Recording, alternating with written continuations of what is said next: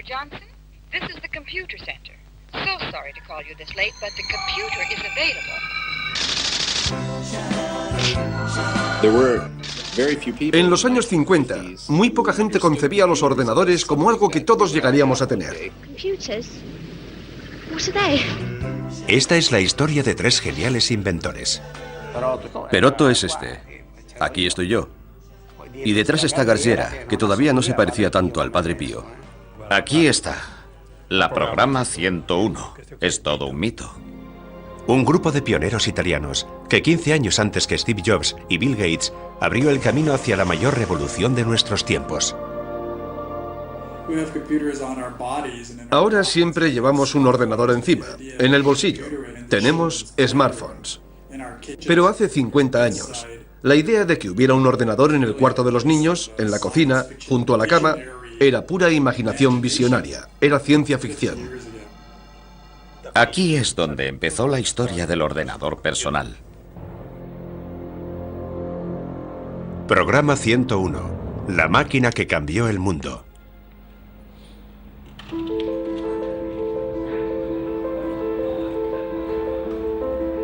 El ordenador personal es el instrumento que más ha cambiado nuestras vidas. Pero su invención fue fruto de un desafío, un sueño que parecía imposible de realizar. No se sabía si éramos los únicos que concebían e intentaban crear estas cosas. Por eso debíamos darnos prisa en fabricar este aparato que, a nuestro juicio, probablemente fuera toda una novedad. Y podía ser la primera.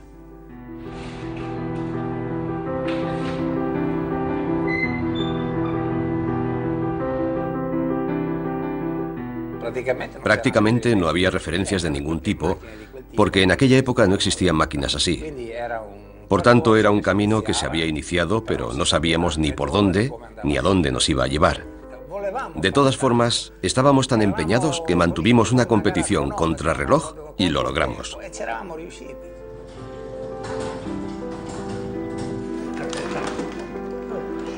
Para comprender cómo se cumplió este sueño, debemos viajar atrás en el tiempo.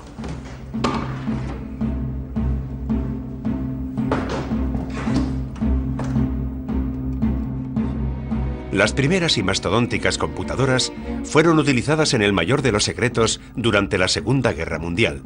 La necesidad de realizar cálculos balísticos y descodificar mensajes encriptados a velocidades cada vez mayores obligaron a las potencias beligerantes a invertir en la producción de las primeras y rudimentarias máquinas de cálculo. Pero es en los años 50 y 60 cuando, gracias a la electrónica, se afianzan definitivamente en la industria civil y militar. Las denominan grandes calculadoras, cerebros electrónicos, y no parece que su destino final sea el de convertirse en un instrumento habitual en nuestra mesa de trabajo. Las computadoras se ubicaban en grandes habitaciones, donde se escuchaba el martilleo atronador de los tabuladores. Por eso se pensaba en aquella época que los ordenadores no estaban al alcance de todos, ni lo iban a estar en mucho tiempo. El tamaño era desconcertante. Era tal que daba la impresión de ser un mundo aparte, impenetrable. Computers may be wonderful, but they're a great big black box. We haven't got one, and we must fly. We're going to Mexico. Al principio, los ordenadores eran computadoras de gran tamaño y estaban situadas en un contexto concreto, por lo que la interacción social era limitada. Solo había una pequeña élite de gente privilegiada que podía tener acceso a la computadora. Era casi como una casta sacerdotal, un grupo dirigente.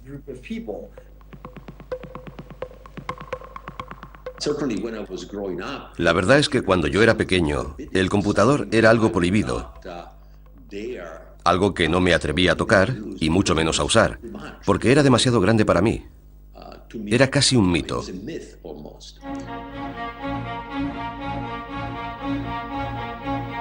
El sector de los cerebros electrónicos sigue siendo muy restringido, reservado a unos pocos técnicos altamente cualificados y dominado por 8 multinacionales. La empresa dominante es la International Business Machines Corporation, conocida como IBM. En un momento en que la Guerra Fría y la carrera armamentística promueven la inversión en las nuevas tecnologías, IBM firma acuerdos con el ejército norteamericano y crea el Sage, un ordenador capaz de gestionar el arsenal de misiles de los Estados Unidos.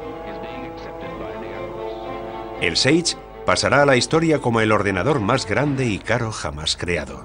To protect the future of America, the defense techniques of tomorrow had to be discovered now. They were discovered in electronics. That is how Sage and bursting computers into military service.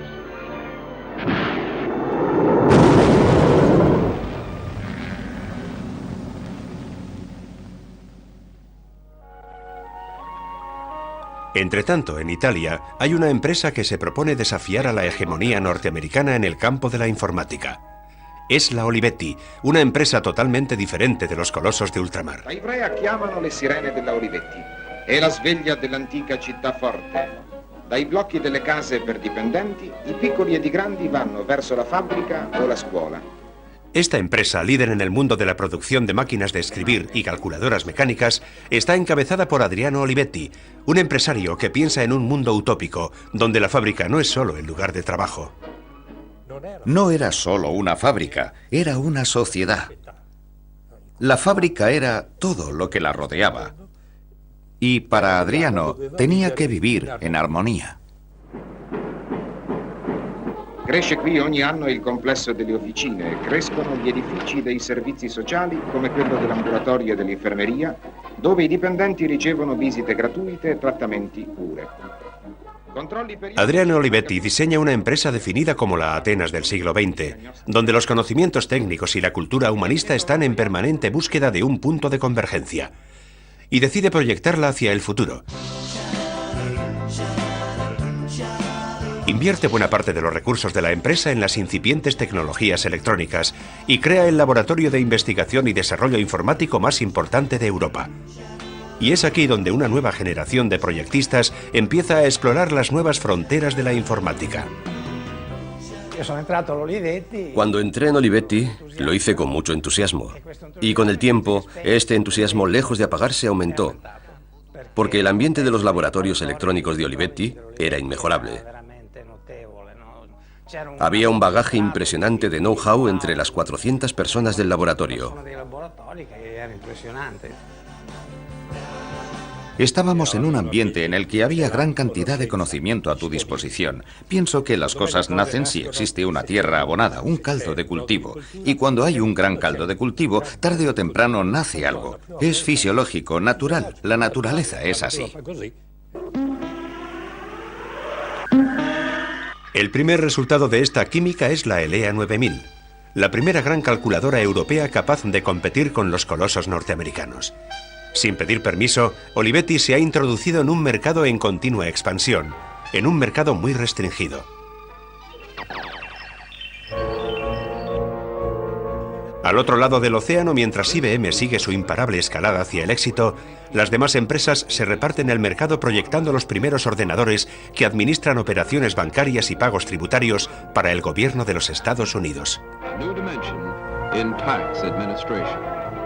Los cerebros electrónicos controlan los armamentos, los impuestos y cada día nuevos sectores de la administración del Estado. De seguir así, un día llegarían a controlar todo el mundo. Al principio de la era de las grandes calculadoras, los ordenadores eran utilizados principalmente por el ejército para lanzar misiles y para hacer la guerra, o por las grandes empresas e instituciones científicas. Los ámbitos de uso eran muy limitados, y es comprensible que a la gente le inspirara temor. La calculadora es el instrumento que ha permitido crear la bomba atómica. ¿Qué hará una calculadora más potente? La bomba H. ¿Y la siguiente? Ni se sabe. Pero podría ser algo terrorífico porque anteriormente ni siquiera sabías que estaban haciendo la bomba atómica, pero la hicieron con calculadoras. ¿Y hoy? Computers certainly could help to destroy human freedom. Computers can help man to build or to destroy. They can make war or peace. En aquellos tiempos, si sabías algo de ordenadores, sabías que estaba pasando algo misterioso.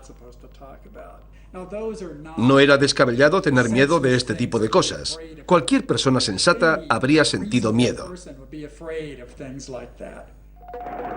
Dicono che le macchine domineranno l'uomo, che ne faranno uno schiavo, che il futuro sarà meno umano. Dicono che la nostra vita sarà decisa dalle macchine e da chi le userà. Excuse me, what do you think about computers? We're terrified of them. Control, control, control. Every day you read in the newspapers that computers are controlling something else. It's my belief that the government will link up all the computers and we'll all be controlled. And there'll be no freedom left. La opinión pública vive la pesadilla de un futuro dominado por los ordenadores, pero el que las fabrica prosigue impertérrito el desafío de la búsqueda de una calculadora cada vez más potente. Y cuando más enconada es esta competición, en 1960, la Olivetti sufre un duro golpe. Muere Adriano Olivetti, y con él la visión de una vía italiana hacia la informática. El único que hereda el espíritu pionero de Adriano es su hijo, Roberto Olivetti. Roberto encomienda la tarea de concebir un ordenador diferente de las grandes calculadoras, un ordenador jamás imaginado antes, a un reducido grupo dirigido por Pier Giorgio Perotto. Perotto es este. Aquí estoy yo. Y detrás está Garciera, que todavía no se parecía tanto al Padre Pío. Garciera tenía un aire bastante juvenil. Se ve que era un joven de aquella época.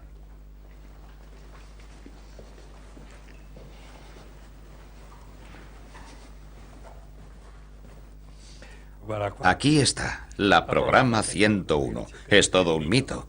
Empecé a trabajar en esta, mi primera experiencia laboral, y mira cuál fue el resultado. Aquí es donde empezó toda la historia del ordenador personal. Todo eso nació aquí. Yo tenía 19 años cuando empecé a trabajar con Desandre en esta máquina. 19 años. En 1962, Perotto y su equipo aceptaron el desafío y se lanzaron a un proyecto impensable en aquellos tiempos. Pensamos en una microcomputadora, una computadora de tamaño reducido y accesible al usuario individual, sin intermediarios, es decir, una máquina de mesa, pero con una característica especial.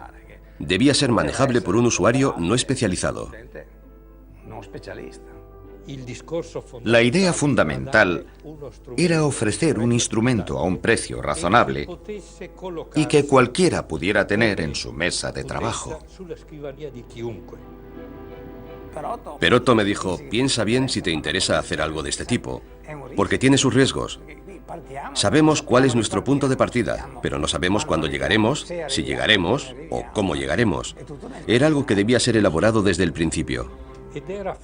Y era tan difícil incluso explicar que posiblemente fuera factible, que el ingeniero Perotto dijo, chicos, yo no os voy a contar que tenemos una idea y que en suma pensamos que es factible. Quiero sacar un producto, quiero que lo vean, porque si no, la gente no nos va a creer.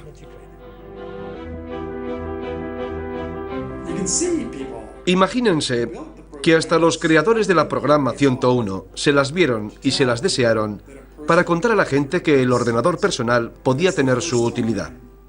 Fue la primera vez en la historia que alguien intentó realmente hacerlo.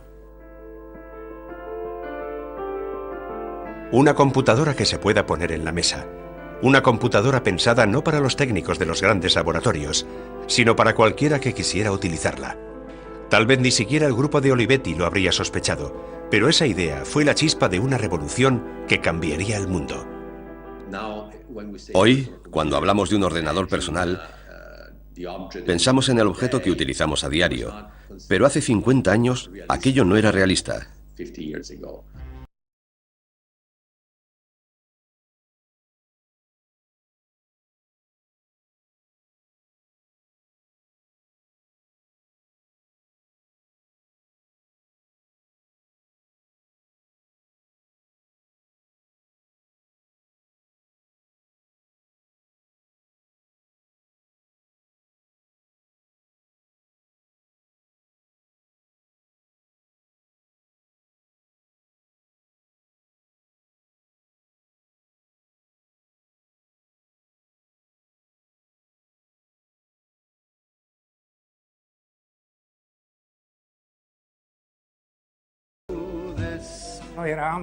Éramos como Miguel Ángel ante una piedra sin tallar. Estábamos frente al vacío porque no teníamos ninguna referencia, ni ningún producto lejanamente comparable a lo que acabaría siendo la programa 101. Entonces no había nada, o sea que empezamos de cero.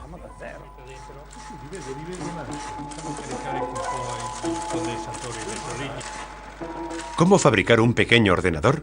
Cuando en 1962 el punto de referencia de la informática eran las grandes calculadoras de la IBM, enormes salas climatizadas y filas interminables de armarios conectados entre sí por kilómetros y kilómetros de cables. El grupo de Perotto sabe que debe superar pruebas a las que nadie se ha enfrentado anteriormente. El problema no era tener la idea de hacerlo, sino cómo hacerlo.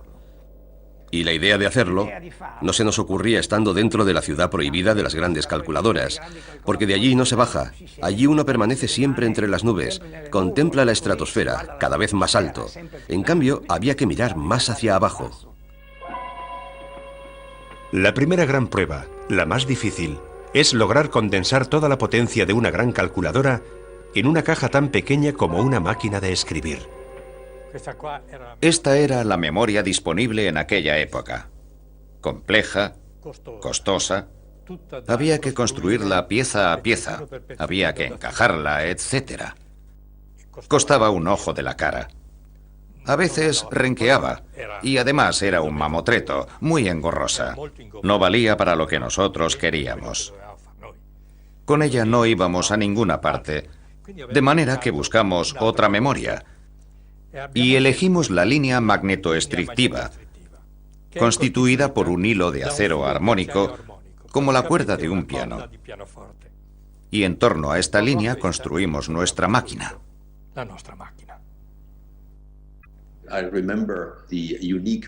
Recuerdo la memoria tan singular que utilizaron.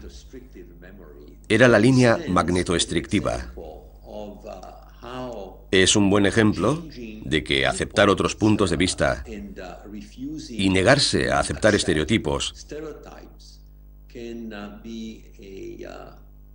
es un eficaz sistema para aportar innovación al mundo. Si nos fijamos en la historia de los ordenadores, no solo comprenderemos el gran avance que se ha realizado, sino los retos a los que se enfrenta la gente en aquellos tiempos para solucionar estos problemas.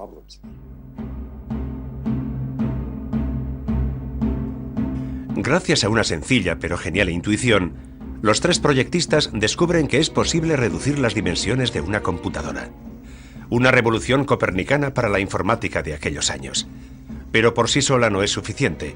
Los ordenadores no solo están hechos de componentes electrónicos, sino también de software, un sistema de reglas y programas que permiten que el hombre interactúe con la máquina. Y los únicos que conocen ese complejísimo lenguaje son unos pocos técnicos de bata blanca, hombres que deben seguir el compás de la máquina, hombres que son los brazos y las piernas al servicio del cerebro electrónico. Todo estaba reglamentado, personalizado. Para obtener un programa depurado que funcionara en una calculadora se necesitaban varios meses.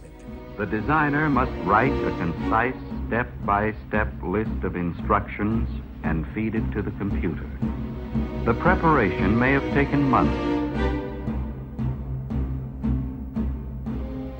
Es el momento de crear un lenguaje nuevo, un lenguaje que permita a cualquiera programar y utilizar un ordenador. Es decir, se empezó a trabajar en la definición de un lenguaje. Este famoso lenguaje tenía que ser sencillo, sencillo y aún más sencillo, porque si no era más sencillo que lo más sencillo, no era válido. Pero si el lenguaje debía ser sencillo, crearlo era todo lo contrario. Durante largos periodos nos vimos llevando una vida diferente a la de los comunes mortales. De hecho, nuestro diálogo estaba compuesto casi enteramente de una jerga propia, por así decirlo. Bastaba un gesto y nos entendíamos. Podía pasar que habláramos entre nosotros, incluso caminando por los pasillos, yendo al comedor, o de vez en cuando yendo juntos al baño. Allí había un urinario individual de pared donde se hacía pipí. Luego había cabinas donde uno podía encerrarse. El otro estaba dentro, yo estaba fuera haciendo pipí, y recuerdo que me puse a contestarle siempre con el mismo lenguaje. Entró uno, me miró, yo estaba hablando contra la pared, no lo entendió, se asustó y dijo, será mejor que vuelva luego, y se fue. Realmente dábamos la impresión de ser de otro mundo. Conservo el libro de instrucciones de la programa 101. Con este libro aprendí a programar ordenadores, e incluso hoy estoy seguro de que si me trajera a unos cuantos estudiantes de instituto y les entregara este manual, ya se ve que es un manual sencillo, no hay por qué tenerle miedo. Ellos podrían programar un ordenador igual que hicimos nosotros.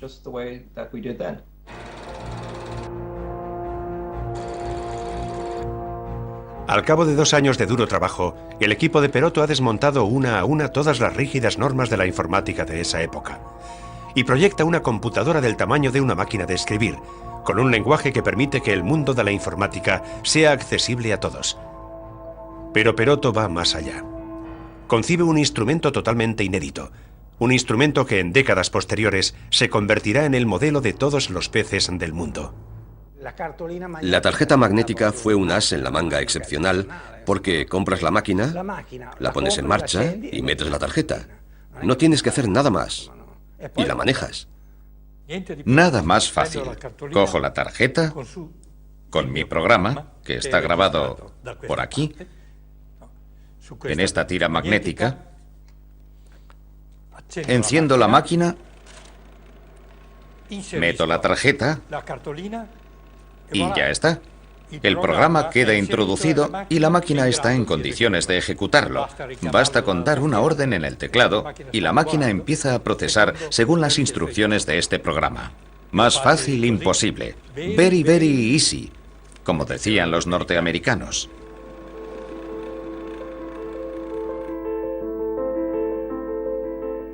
Este instrumento quedó como elemento estándar de la evolución del PC, es decir, el instrumento, el soporte magnético que daba la posibilidad de archivar programas y permitía pasar programas de una máquina a otra. Y posteriormente pasó a ser un disco, el floppy disk, que primero fue grande, luego más pequeño y así sucesivamente. La tarjeta abre definitivamente una nueva era. Una era en la que la relación del hombre con las computadoras cambia radicalmente.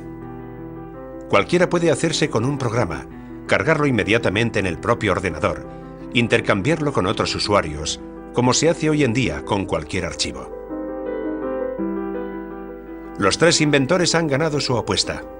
Han dotado al ordenador de alma, y Roberto Olivetti decide que ha llegado el momento de que tome forma. Contacta con Mario Bellini, un joven y prometedor arquitecto. En la actualidad, Bellini es uno de los arquitectos y diseñadores más importantes del mundo. Recuerdo que un día recibí una llamada de Roberto Olivetti diciéndome: oiga, necesito estar con usted por un proyecto complejo que tenemos entre manos. Se trataba de diseñar no una caja que albergara los mecanismos y circuitos impresos, sino algo que fuese un objeto personal. Algo que interactuara puntualmente con una persona que estaba sentada frente a una mesa, un despacho, y que esta persona emprendiera una relación de comprensión con esta máquina. Era bastante novedoso, porque hasta entonces las computadoras eran armarios, y con los armarios no interactuamos. Prácticamente los armarios más atractivos son los que están empotrados en las paredes. Pero esto no era un armario o una caja, era una máquina diseñada para entrar a formar parte de tu círculo personal más allegado, como una persona más.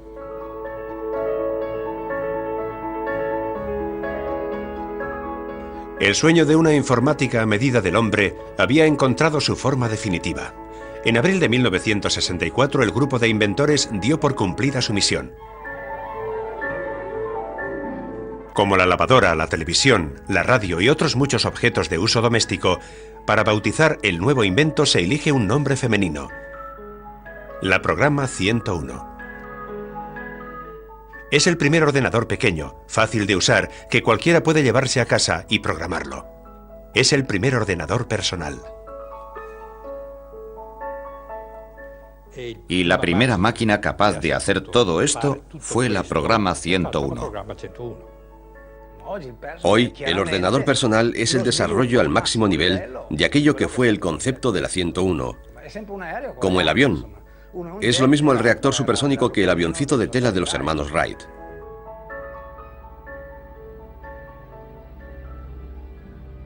Pero cuando el sueño de los 3 proyectistas estaba a punto de emprender el vuelo, en Olivetti sucedió algo inesperado. En la primavera del 64 se difundió el rumor de que la Olivetti no andaba bien, que tenía problemas económicos. Olivetti cae en una gran crisis financiera. Para apoyarla, se crea un grupo de intervención dirigido por los lobbies industriales más importantes de Italia, encabezados por Cuccia, de Mediobanca, y Valletta, de la Fiat. El propio Valletta decía que Olivetti había cometido un gran error: el de meterse en este sector de la electrónica para grandes computadoras, que era un sector vedado a las empresas europeas, porque estaba fuera de nuestro alcance. Entonces nosotros interveníamos, pero la condición era que la sección electrónica fuese vendida a una empresa norteamericana. Tanto Valletta como Cuccia como el gobierno italiano no sabían nada de electrónica ni de ordenadores. No les importaba nada. Fundamentalmente, el hecho de salir de este sector no creaba ninguna molestia. Es más, mejor que estos pesados de la Olivetti dejen esta historia y se dediquen a cosas más serias. Y es precisamente cuando las grandes calculadoras al otro lado del Atlántico prosiguen su imparable expansión y se abren nuevos mercados en el mundo, cuando el grupo de intervención para el rescate de la Olivetti decide desembarazarse de la división electrónica. De ello se beneficia la General Electric, el coloso norteamericano más importante de aparatos electrónicos. Empieza así una larga negociación para absorber la sección electrónica de la Olivetti, con todos sus proyectos. Evidentemente, este asunto nos afectaba de manera particular a nosotros, porque sabíamos, y sobre todo lo sabía Perotto, que en nuestro caso, si se cedía la división electrónica y todo nuestro grupo a la General Electric, la actividad habría desaparecido por completo.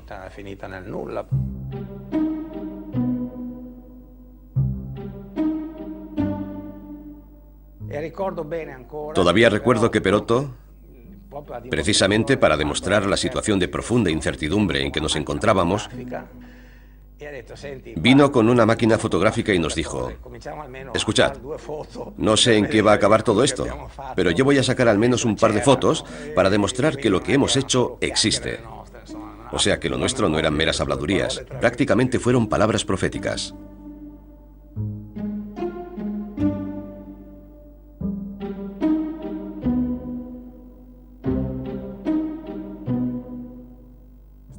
Es un hecho que en el 64 el laboratorio de investigación electrónica fue vendido a la General Electric.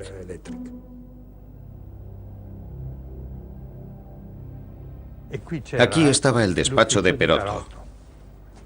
Este era el despacho de Perotto, ¿te acuerdas?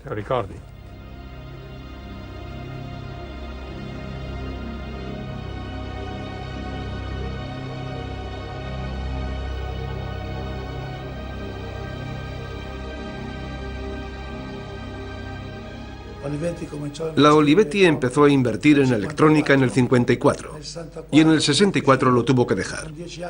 Fueron 10 años de inversiones, de visión e incluso de esfuerzo.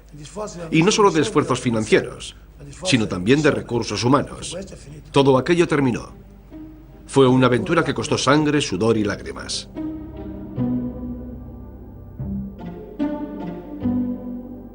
La General Electric se apodera de todos los proyectos informáticos de la Olivetti. De todos menos de uno. Piol y Caglieris se empeñaron en que este proyecto siguiera siendo un producto de Olivetti y no estuviera asociado a las computadoras, de modo que para que no fuera vendido a la General Electric, se pasó noches enteras borrando computadora y escribiendo calculadora, porque calculadora quería decir Olivetti, mientras que computadora quería decir General Electric. Nosotros nos quedamos en la Olivetti, el grupo del ingeniero Perotto. Los demás se fueron a la General Electric. Al fin y al cabo, cuando todavía estábamos en la planta de Preñana, éramos como una sección ajena. En un momento dado, las cristaleras de nuestros laboratorios fueron recubiertas de pintura, de manera que fuera imposible ver desde fuera lo que estábamos haciendo dentro. Dicho de otro modo, se hizo una especie de apartheid. Tras la cesión, Olivetti decide relanzarse en el mercado, concentrando todos sus esfuerzos en la producción de máquinas de escribir y calculadoras mecánicas. Y pronto se olvida del pequeño grupo de supervivientes de la electrónica. A partir de aquel momento, por parte de Perotto, era perfectamente perceptible una cierta prisa, por así decirlo. O hacemos este producto o nuestro destino será todavía más incierto. Primero lo hacemos, no vaya a ser que nos vea alguien de fuera y nos copie la idea. Pero en el contexto real, el problema era, hagamos este producto antes de que cualquier ignorante que no sepa de qué se trata, porque este ignorante podía ser alguien de arriba, decida que es mejor anular este programa. Roberto Olivetti también se ve obligado a abandonar el papel de director, cada vez más enfrentado a la nueva gerencia, que no comprende que en sus propios laboratorios tiene un producto de unas posibilidades inimaginables. Creo que el nuevo director estaba convencido de que se iban a haber hecho pocas unidades, porque dijo, no esperamos hacer gran cosa con este producto, porque en mi opinión es algo innecesario. Y la mejor prueba de que es innecesario es el hecho de que nadie haya fabricado un producto de este tipo. Es decir, el hecho de que nadie de la competencia tuviera un producto similar, en lugar de ser visto como un motivo de acicate, fue visto como un factor negativo. Si nadie lo ha hecho, quiere decir que el mercado no lo demanda.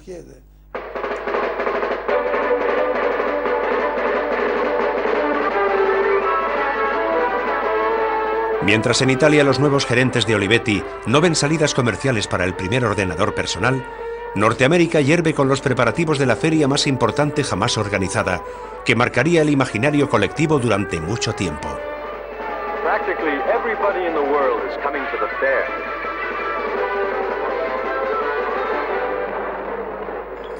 En 1965, cuando era niño, se organizó la Exposición Universal de Nueva York. Fue una época muy emocionante porque la Exposición Universal estaba dedicada al futuro y a todas las cosas maravillosas que iban a pasar el día de mañana. This fair represents the most promising of our hopes. This fair shows us what man at his most creative and constructive. Todos los grandes países montaron un pabellón en la exposición y las grandes empresas también presentaron sus nuevos productos. Para un chaval de 12 o 13 años era todo un acontecimiento.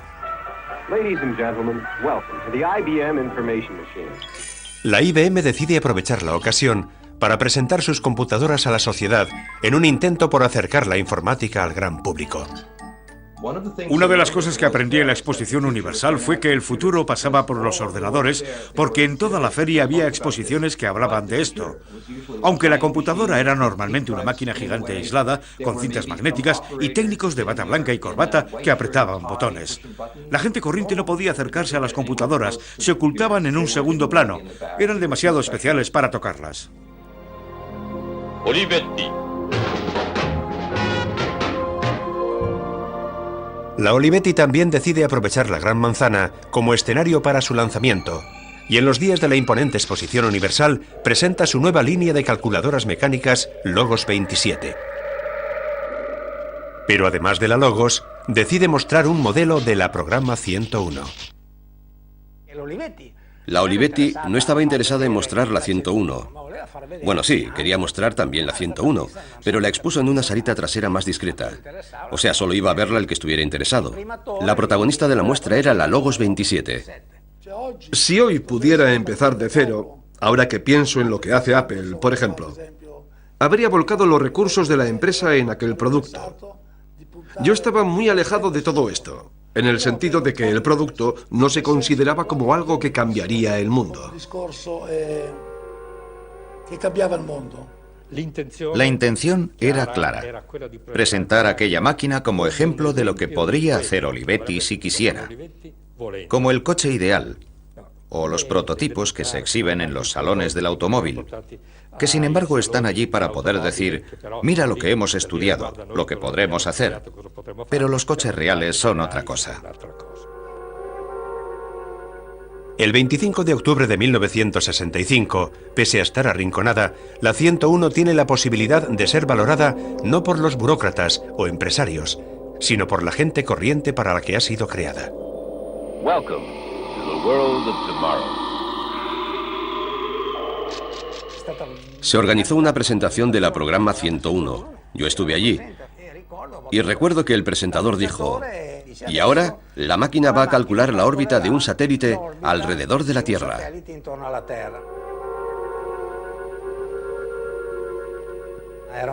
Era un programa muy oportuno, porque aquella era la época de los Sputnik, de la reacción norteamericana a los Sputnik y toda la carrera espacial. O sea, esa máquina que calculaba la órbita de la Tierra puede que ejerciera una atracción magnética. Y me acuerdo perfectamente de que el técnico se acercó a la máquina, apretó la tecla reset, de manera que la máquina quedara limpia, cargó una tarjeta, introdujo 3 datos, apretó la tecla y el programa se ejecutó. Tardó 2 o 3 segundos, que a mí me parecieron una eternidad.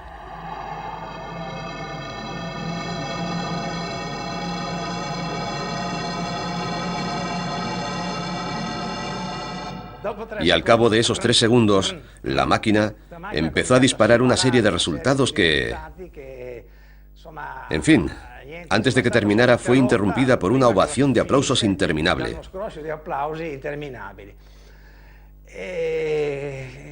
Recuerdo aquel momento como... Me pareció tocar el cielo con los dedos.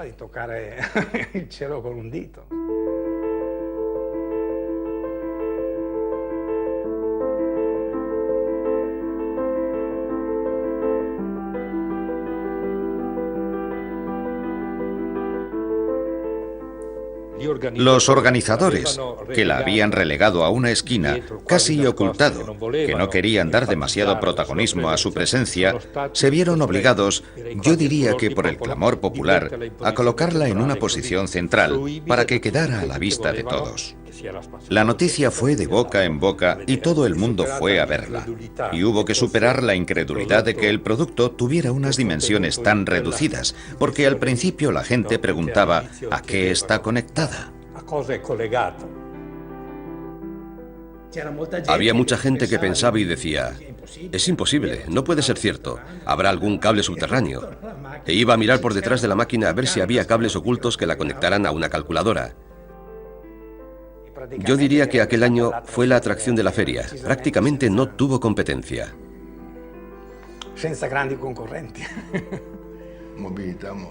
Movilizamos a toda Nueva York. Estuvo David Rockefeller, estuvo el alcalde de Nueva York, estuvieron los representantes de toda la prensa, no solo de Nueva York, sino norteamericana e internacional. Fue un acontecimiento que llegó más allá del alcance habitual de la presentación del modelo de cualquier máquina.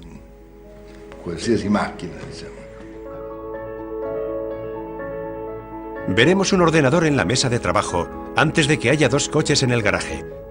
Olivetti lanza la nueva dimensión de la computadora. La primera computadora que cabe en tu mesa. Los comentarios de la prensa norteamericana son elogiosos, y la Olivetti, a pesar de no seguir siendo dueña de una división electrónica, se ve obligada a producirla y a lanzarla al mercado mundial.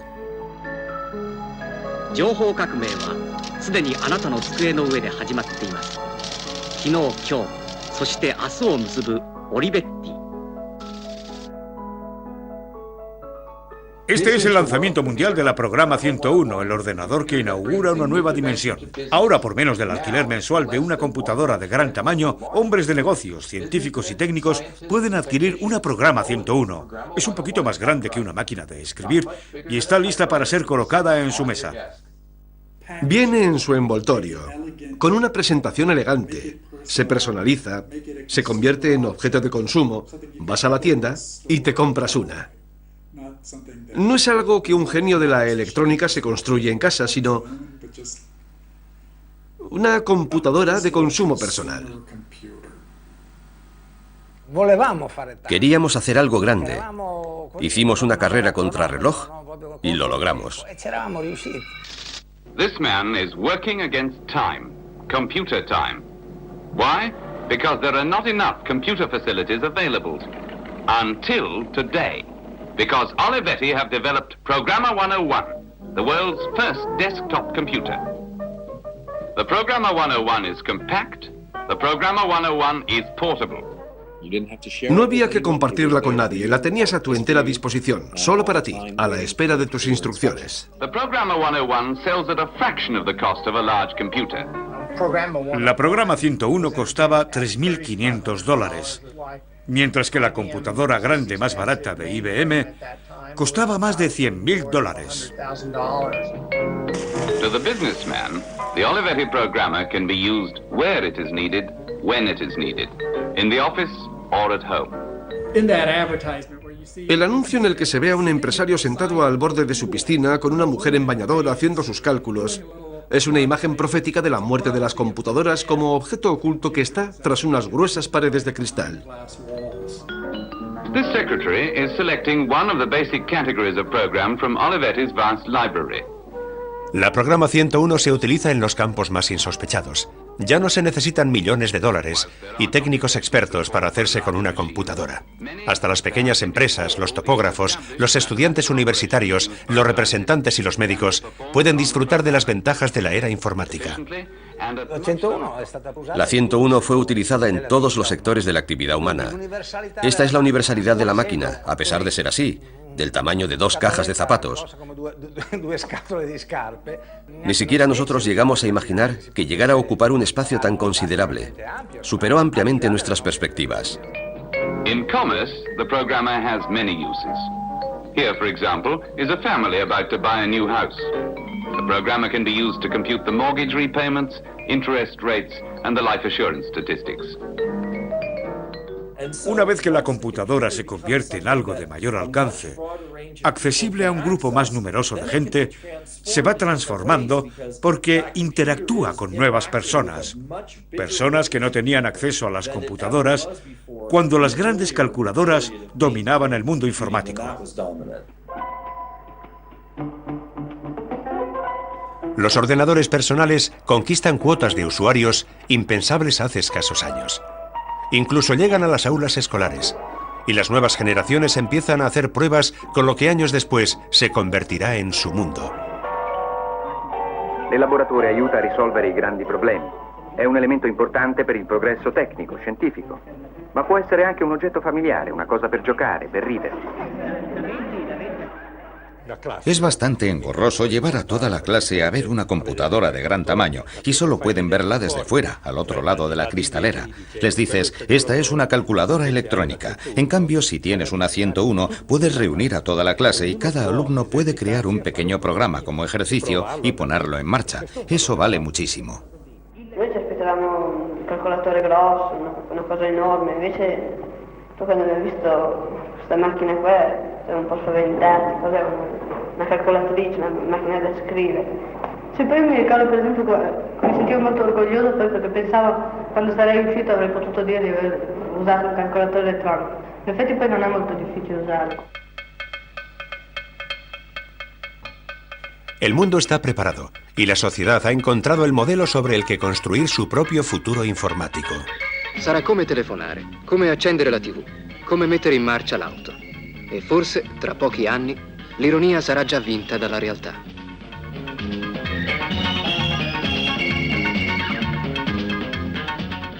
Si te pones dentro del contexto de aquellos años, empiezas a entender lo útil que fue la programa 101.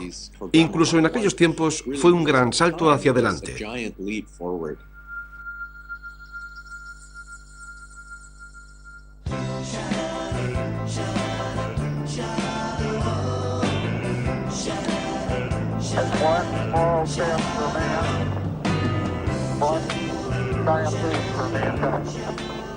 Los años 60 tocaban a su fin, y la 101, después de haber entrado en los hogares, en los colegios y en las oficinas, entra en la historia.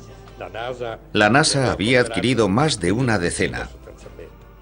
Los técnicos que preparaban el proyecto Luna tenían la 101. La NASA la emplea para calcular las maniobras de alunizaje, la NBC para pronosticar los resultados de las elecciones presidenciales y el ejército norteamericano para planificar las operaciones en Vietnam. La programa 101 tuvo un éxito rotundo en los Estados Unidos. Se vendieron más de 40.000 unidades. Esta es la prueba de que la programa 101 ofrecía a los usuarios lo que realmente necesitaban. Y mientras la 101 alcanza la cima del éxito, un coloso de la informática mundial anuncia la presentación de un nuevo modelo. El primer gran pedido de la 101 llegó de la Hewlett Packard, que compró un centenar. Pasado un cierto tiempo, la HP anunció un nuevo producto. Un producto que básicamente reflejaba las características de la 101, solo que con capacidad ampliada. Abrimos un mercado que entonces no existía y despertamos a toda la competencia. Y nosotros, cuando vimos la Hewlett Packard, nos dijimos, cielos, estos nos la han... Ya no somos los amos indiscutibles del mercado. La programa 101 ejercía una gran influencia en muchos ordenadores, y el ejemplo más notable es la Hewlett Packard 9100, que es muy parecida. Es una máquina de despacho. Graba los programas con una tarjeta magnética.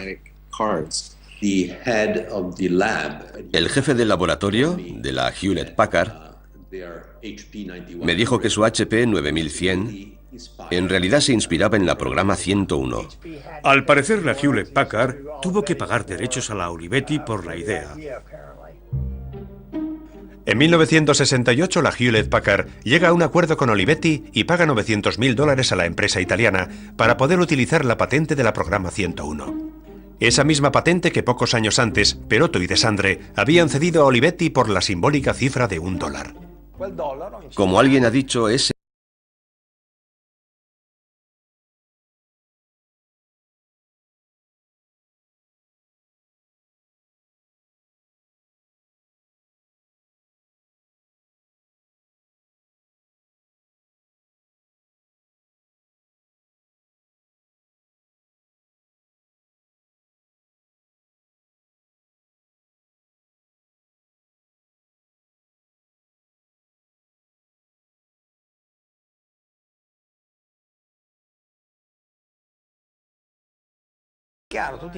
Está claro, todos los proyectos que nacieron después eran proyectos que no tenían ya esa huella de creatividad inicial, necesaria para definir un proyecto.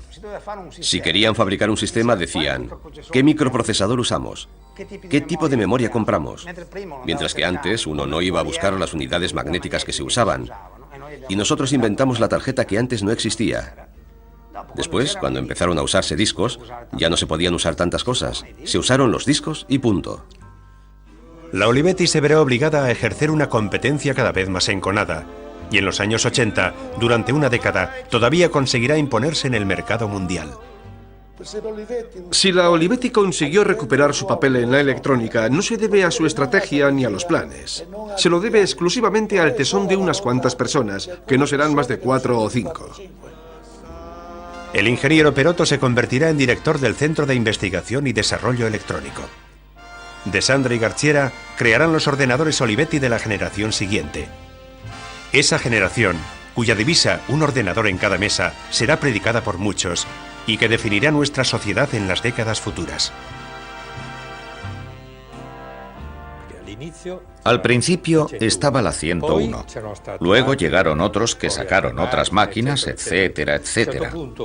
En un momento dado, uno que sacó la enésima máquina, para hacerse publicidad, dijo: todos los que han estado hasta ahora forman parte del pasado. Ahora nosotros hemos llegado y somos el presente. Y como imagen, eligieron una pirámide de viejas calculadoras amontonadas. La primera en la cima es la 101. Yo dije, el mensaje es, pobrecita, se ha quedado viejecita. Pero también tiene otra lectura, que fue la primera y la han colocado arriba del todo.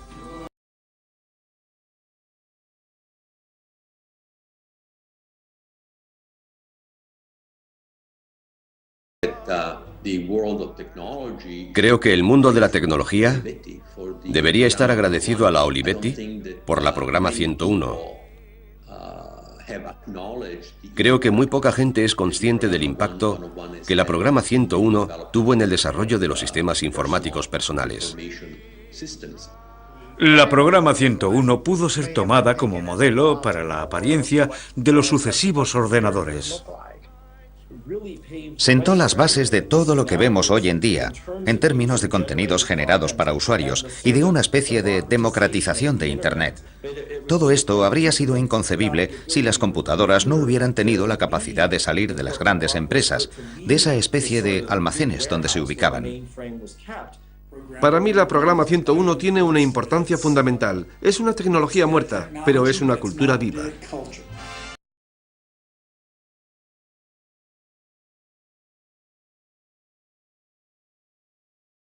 Dejo de repetirme a mí mismo. ¿No sería maravilloso encontrar una programa 101 en algún sitio? ¿Sería posible devolverla a la vida?